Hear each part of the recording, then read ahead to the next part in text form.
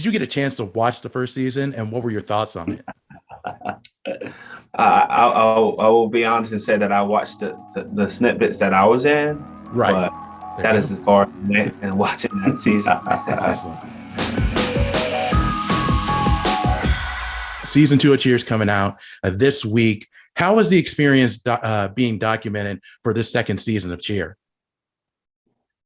I thought it was a great experience.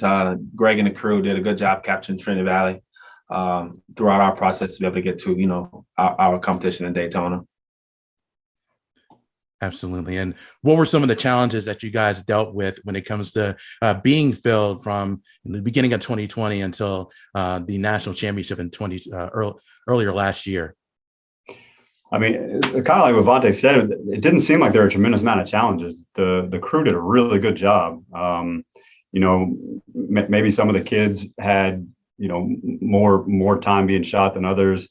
And, that on top of their normal class load, and then what we asked them to do for game day, and then what we asked them to do for practice. But it made it pretty seamless overall, I thought.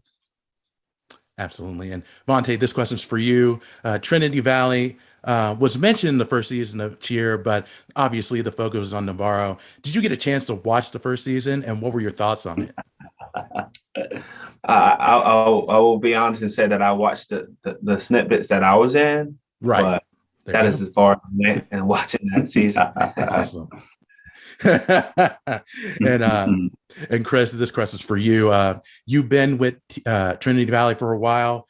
What was your reaction when you found out that the school was and your team was going to be documented for the second season?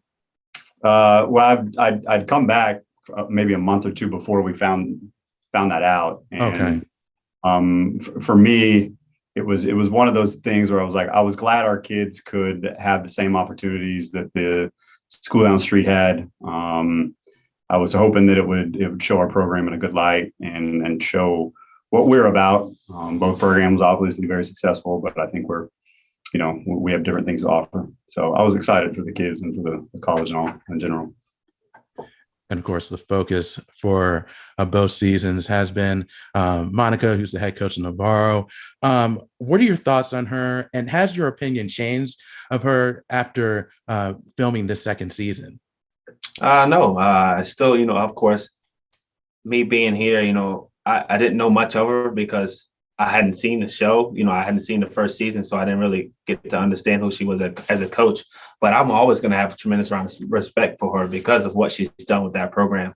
One of the biggest reasons, obviously, I wanted to coach was because I wanted to be able to beat her because how great she was and how successful she was. But no, even after obviously seeing season 2, I still just don't know, much about her. I know she's having a lot that she's having to deal with everything, and juggling stuff. But I still respect everything she's done.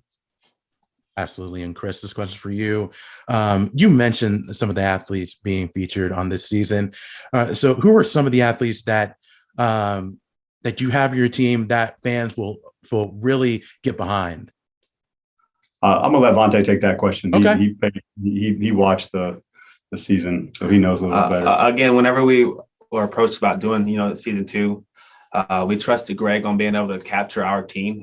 We let him come to a practice, and as far as the people to watch, Greg was the one to be able to be the mastermind behind all of that. So we just kind of ran practice, and how the show went is how that's how they were able to capture us in our school. So, but they'll see the main character, the characters that they have and who they portrayed. So, but as far as us choosing, we wanted Greg to be able to do his job, and that's what he's great at. So we didn't have any choice in any of that.